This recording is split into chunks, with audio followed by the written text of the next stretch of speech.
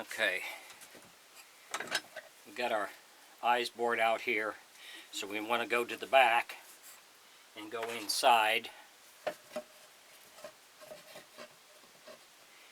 we got to take this out up in here and take this out down in here so our spring won't catch on the wood, and this in here so we can get our eyes to go in there to fit.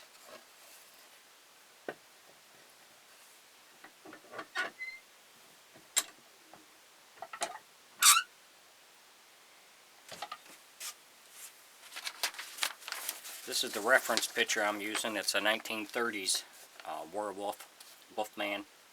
It's kind of what I'm using for my reference for the face. So we're going to take this out in here, and we'll use our cutters, and then we'll come back with the next step. If you enjoy my videos, please like and subscribe on my YouTube page. I'd appreciate it. Thanks for watching.